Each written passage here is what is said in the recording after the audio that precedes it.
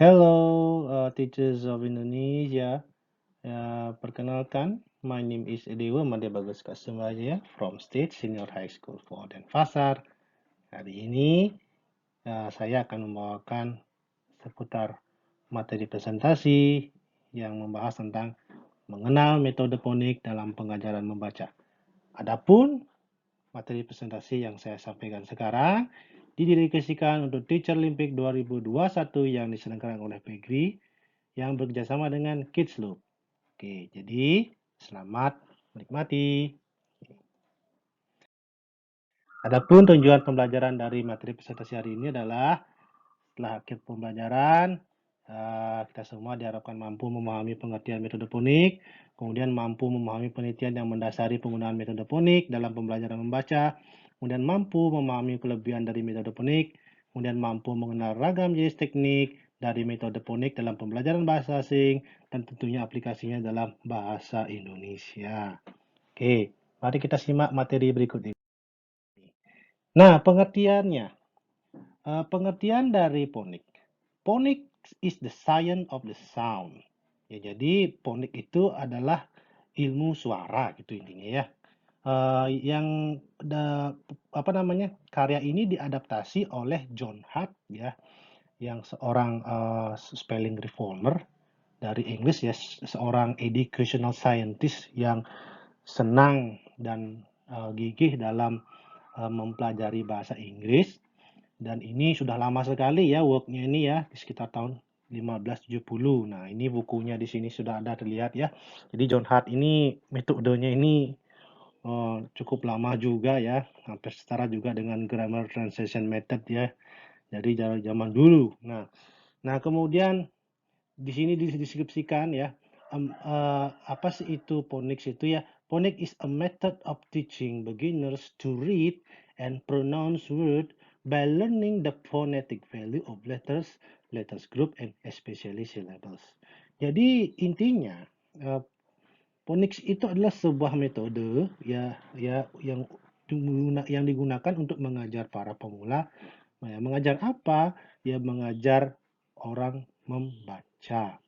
Bagaimana caranya? Dengan cara membuat para peserta didiknya memahami tentang bunyi suara-suara, grup dari suara itu, ya, grup dari kata-kata, dan tentunya juga silabelnya itu. Nah, jadi itu sedikit pengertian dari phonics, ya, metode phonics. Ya. Kemudian metode phonics ini ada hal yang mendukung di belakangnya. Banyak sekali sudah ada kajian, salah satunya ini dari Janice Sterling Child ini. She stated that by learning phonics can accelerate alert reading and writing skill.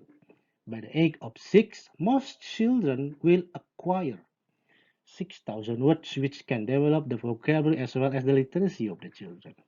Jadi dikatakan di sini bahwa dengan mempelajari ponik, seseorang mampu meningkatkan kemampuan membaca dan menulisnya. Dan pada umur 6 tahun, biasanya anak-anak tersebut akan ya memperoleh 6.000 kata atau kosakata yang bisa dan mampu untuk mengembangkan kosakatanya dan literasi anak tersebut. Jadi bagus sekali sebenarnya phonics ini ya jika diaplikasikan ya. Di selain penelitian ini juga ada bukti-bukti empiris yang lain. Ya, ada 10 ya. Jadi saya singkat saja ya. Yang pertama adalah phonic instruction help children to read. Jadi pembelajaran berbasis phonik itu benar-benar membantu anak kita itu untuk belajar membaca. Jadi seperti itu. Kemudian nomor 2, explicit phonics instruction is more beneficial than implicit instruction. Nah, explicit dan implicit itu harus tahu dulu ya bedanya. Explicit itu adalah sejenis instruksi yang secara gamblang, secara terang-terangan untuk mempelajari suatu behavior tertentu. Kalau implisit biasanya anaknya itu belajarnya itu secara induktif. Jadi dengan clue-clue tertentu dan akan memperoleh behavior tertentu dan kesimpulan tertentu akhirnya. Jadi eksplisit itu seperti itu. Nah, kalau dalam pembelajaran bahasa asing biasanya explicit explicit instruction itu ada kaitannya seperti semacam drilling, kemudian banyak dijumpai di metode audiolingual method dan grammar translation method ya. Nah, kalau di implicit instruction itu biasanya kita sering temui di communicative language teaching ya.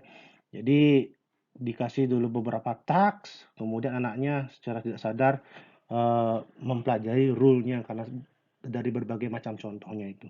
Nah, di sini explicit phonics itu jadi pengajaran phonics yang secara gamblang lebih bermanfaat daripada pengajaran phonics yang implisit, yang tidak terlalu gamblang. Jadi seperti itu. Nah, kemudian most poor readers have weak phonics skill and a strategy imbalance.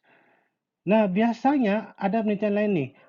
Biasanya siswa atau peserta didik yang memiliki kemampuan membaca rendah biasanya mempunyai kemampuan phonik yang kurang ya. Maka dari itu jika kita ingin melatih anak tersebut menjadi pembaca yang ulung, kita harus latih phonics skill-nya. Nah, begitu katanya di sini. Ya, jadi terkadang poor readers itu juga dibilang bahwa dia itu selalu tergantung terhadap konteks-konteks dan realia seperti gambar yang ada di teks itu untuk mencerna apa isi teks tersebut. Nah, kalau orang yang sudah belajar phonics skill-nya sudah maju, biasanya dia tidak terlalu tergantung dengan hal-hal seperti itu. Jadi kalau ini dilatih dengan baik, phonics skill ini sangat bagus sekali ya untuk meningkatkan kemampuan readers atau pembacanya. Nah, kemudian nomor 4, phonics knowledge has a power effect on decoding ability. Nah, kita harus ingat lagi apa itu decoding ya. Jadi decoding itu adalah kemampuan siswa ya atau peserta didik untuk mencerna suatu kata di bacaan itu dan menjadi arti tertentu. Nah, gitu biasanya. Jadi phonics knowledge itu punya efek yang luar biasa untuk ini ya.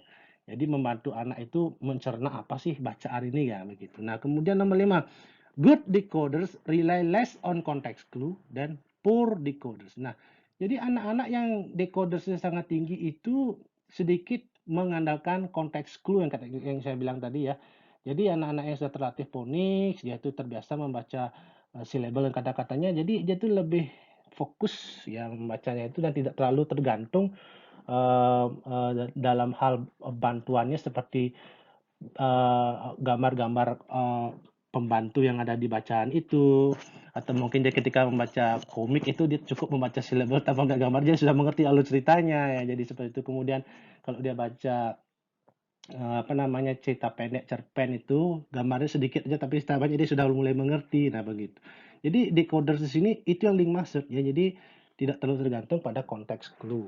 Nah kemudian nomor 6, the reading process relies on reader attention to each letter in a word. Jadi ketika kita membaca ya reading process itu yang ada di pikiran kita selalu bergantung kepada fokus dari siswanya itu kepada setiap kata-kata yang ada di setiap huruf yang ada di kata-katanya itu. Nah, begitu. Jadi syllable itu dibaca secara spesifik. Ya, biasanya reading proses itu setiap membaca kata-kata itu seperti itu. Jadi setiap kata, setiap huruf itu difokuskan. Ya, jadi ada semacam proses reading di sana.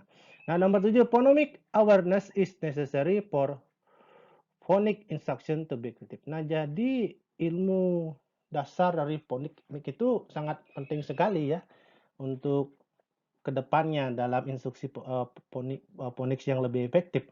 Jadi sebelum anak-anaknya itu terbiasa dengan pembelajaran berbasis phonik, dia harus dilatih dulu sedikit demi sedikit pengucapan fonemnya atau suaranya. Jadi seperti itu ya. Jadi sehingga dia mempunyai phonemic knowledge gitu dibilangnya ya. Jadi ketika kita mengajar lebih efektif lagi ya. Jadi dari apa namanya memecah-mecah kata itu kemudian disintesakan. Nah, jadi seperti itu biasanya. Kemudian nomor 8, phonics instruction improve spelling ability. Jadi pengajaran berbasis phonik ini benar-benar meningkatkan kemampuan mengeja atau spelling. Jadi bagus sekali ini ya. Kemudian ada penelitian lain juga dibilang begini, a teacher knowledge of phonics affect his or her ability to teach phonics. Jadi jika seorang guru memiliki pengetahuan tentang phonics, jadi itu sangat benar-benar ya membantu ya, bagaimana cara mengajar phonics tersebut ya. Jadi kalau guru tuh buka-buka lagi lah ya buku-buku tentang ya fonologi dan sebagainya, itu ada ilmu suara di sana itu ya. Jadi jika teman-teman sana menguasai banget itu ilmunya itu ya sangat membantu sekali dalam pengajaran phonics ke depannya. Nah, kemudian it is possible to overdo phonics instruction dan di sini dikatakan boleh kok juga ya menggunakan instruksi phonics yang secara rutin ya. Tapi ingat ya ketika menggunakan instruksi phonics itu selalu mengacu pada hal yang berbau engaging ya, menarik dan tentunya dengan atmosfer yang ceria supaya anak itu senang belajar ABCD dan tidak stres ya begitu ya. Karena dalam pengajaran ini lebih dikenal dengan pengajaran diskrit ya. Jadi pengajaran diskrit itu pengajaran yang bahasa yang dipecah-pecah sedemikian tuh kadang-kadang membingungkan kalau kita belajarnya terlalu serius ya. Jadi diiringi dengan permainan dan sebagainya apalagi untuk anak-anak kecil biasanya begitu. Oke, next. Berikutnya. Nah, adapun kelebihan metode phonics itu ada 3 ya. The first one is develop reading fluency, the second one develop reading comprehension, the third one is the develop phonemic awareness. Jadi yang pertama itu reading fluency itu di sini dikatakan bahwa kelebihan metode phonics itu bisa meningkatkan kelancaran membaca. Jadi kadang-kadang membaca kita kan terbata-bata ya, kalau apalagi belajar bahasa asing ya. Dan anak kecil pun juga terbata-bata dalam belajar bahasa Indonesia di umur-umur yang masih kecil ya. Nah, kalau dia belajar dan kalau dia mempunyai pengetahuan phonics, setidaknya akan membantu kelancaran membacanya. Kemudian juga membantu reading comprehension, jadi pemahaman membaca. Ya, jadi anak-anak yang mempunyai phonics awareness yang baik, ya, dia itu sangat bagus sekali dalam memahami konteks-konteks bacaan tertentu seperti cerpen yang nanti cerita pendek ya, kemudian cerita yang lebih panjang long story ya dan sebagainya. Jadi bagus sekali phonics ini. Kemudian juga meningkatkan phonemic awareness-nya ya. Jadi bagaimana suatu penguasaan skill dari phonemic itu bisa meningkat jika kita diajari metode phonics secara aware. Nah, kemudian adapun teknik yang bisa digunakan dalam metode phonics ini ada 4 ya. Ada synthetic phonics, ada analytic phonics, analogy based phonics, dan embedded phonics ya. Jadi ada 4 ya. Jadi apa itu ya? Nah, jadi kita lihat saja contohnya ya. Biar kita langsung memahami ya tentang synthetic, analytic, analogy based phonics, dan embedded phonics. Nah, mulai dari synthetic phonics. Nah, ini ada video synthetic phonics. Nanti saya putarkan. Nah, biasanya ya, synthetic phonics itu dimulai dari apa namanya, mengeja hurufnya itu ya. Anggaplah seperti contoh cat itu ya. Kita sodorin dulu kata huruf cat. Nah, kemudian dieja ya. Kemudian langsung di blend atau digabung kata-katanya dan peserta didiknya mampu untuk mengucapkan kata cat-nya ini. Nah, kita lihat contohnya seperti ini ya. So here's another way we can work on the letter sounds. And what we're going to do here is identify the sounds and what words they make. And then we're going to make different words and see how many different words match with that same kind of sound, okay? So what sound do you have when you have k, a, t? Cat. Good. C-A-T. Cat. Good. And if you take the C away and you put a P here, you have p-at. And what was that? Pat. Nah, jadi seperti itu ya. Jadi kalau kita putar ulang lagi, ya, oke.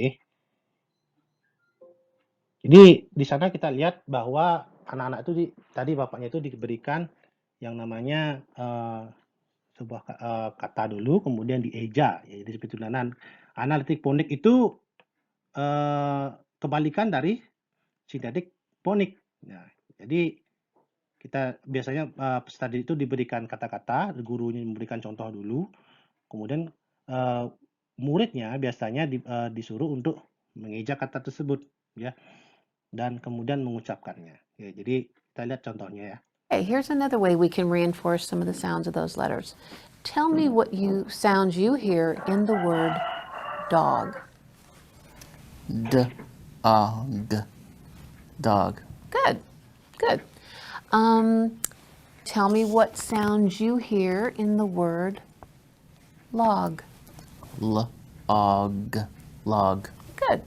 How about what you hear in the word hog? Hog. Hog. Nah, jadi seperti itu contoh dari analitik phonics. Okay, here's another way we can reinforce some of the Nah,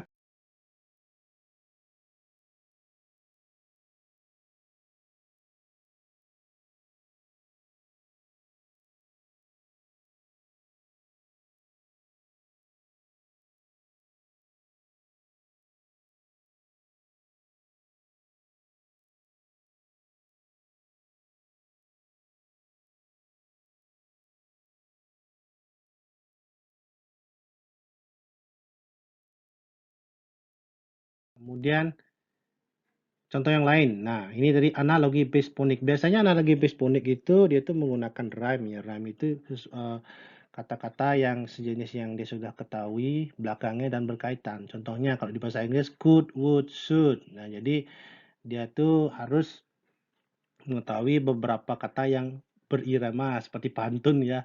Jadi would, should, jadi could, would, should. Nah, jadi ada ini yang dibilang namanya analogi based phonics. Nah, coba kita lihat contohnya di sini ya. Jonathan, we're going to do another practice here and really look at some of those word families again. And we're going to look at the AN word family here. And it is because they rhyme when you put a new sound in front of them. So with the AN sound here, let's make some words that will rhyme and be in the same family. So what words can you think of that would have an AN at the end? Man. Man. Good. Let me have another one. Pan. Pan. Pan. Good. Fan. Fan. And you notice that all these words rhyme. Nah, jadi di sana bisa dilihat ya kata-katanya itu berrhyme atau berirama ya. Jadi bagus sekali ini analogi based phonics ini ya, tekniknya ini ya. Jonathan, we're going to do Oke, kemudian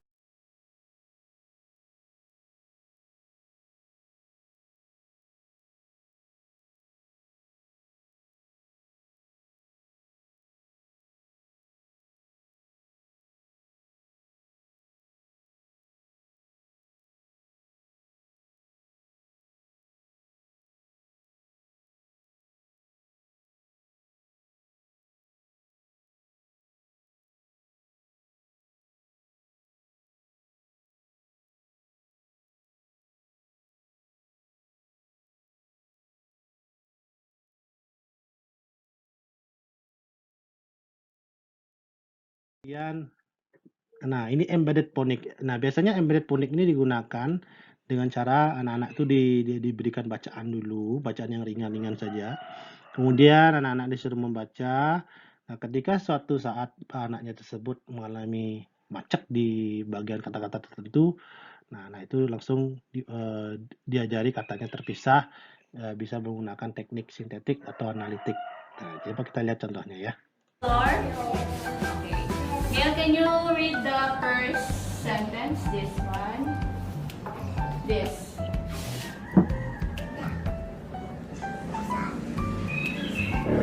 This. Ulit nga. The cheek.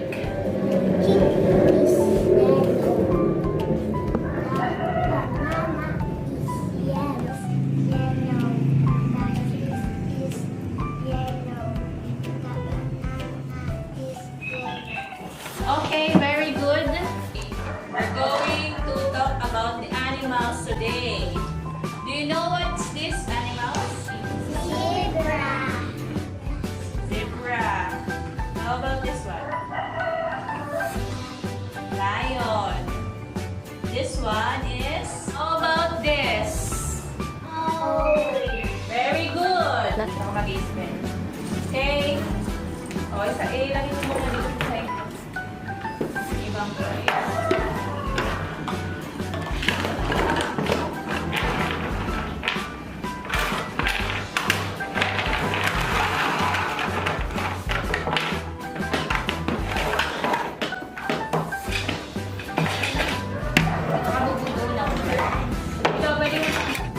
this? Dog. Okay, spell dog. Oh, Gana, dog. Spell dog. Basahin mo. Dog. What's the sounds of the first letter? Sounds. D. D.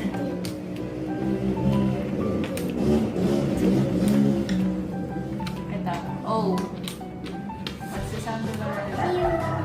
Oh. Ya, jadi itu contoh dari embedded phonics ya. Jadi dimulai dari membaca, kemudian turun levelnya ketika anak-anak itu mengalami kesulitan membaca di bagian part kata tertentu langsung di drill latihannya ya dengan menggunakan teknik sintetik ataupun analitik phonik. Ya, jadi seperti itu. Jadi lebih holistik ya, seperti ini ya. Jadi dikasih teks bacaan langsung dianalisa. Jadi seperti itu.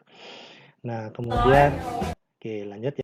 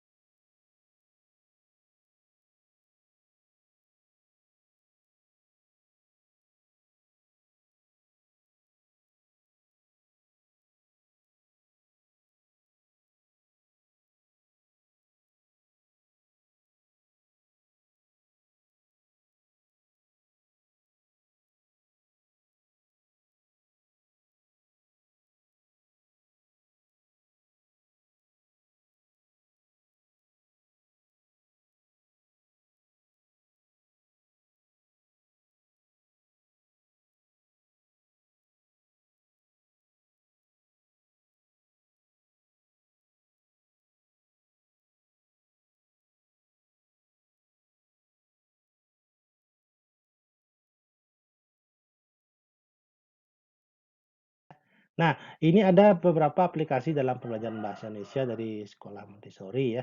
Jadi di sekolah Montessori ini apa namanya phonics itu digunakan untuk lagu ya, untuk pelajaran abjad ABCD ya. Ya, coba kita lihat contoh ya. Anak ayam ah ah ah, anak ayam ah ah ah, anak ayam ah ah ah, ah adalah bunyi A.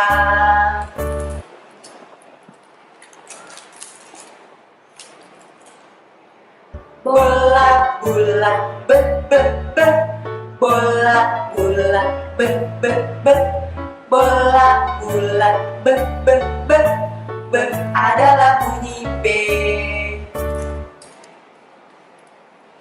Cuci celana cek cek cek, cuci celana cek cek cek, cuci celana cek cek cek, cek adalah bunyi C.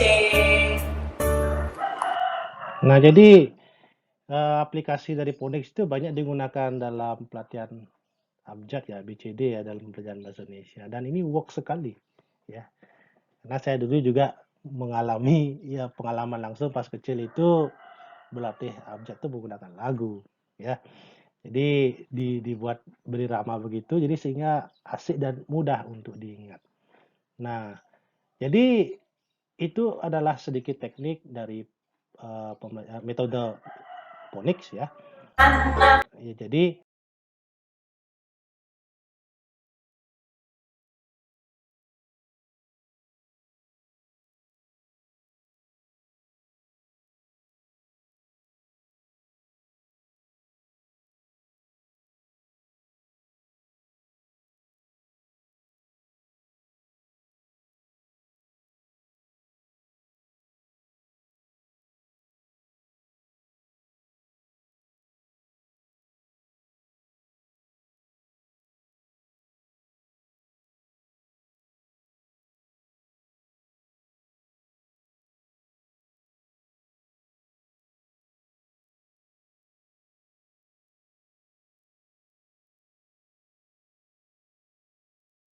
kesimpulan untuk pembelajaran hari ini ya.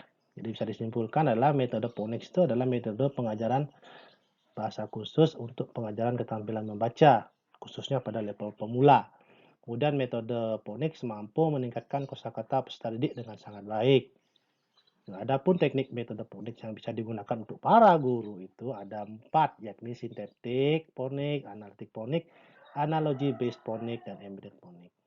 Dan metode phonics itu juga bisa digunakan dalam pembelajaran bahasa asing dan bahasa Indonesia.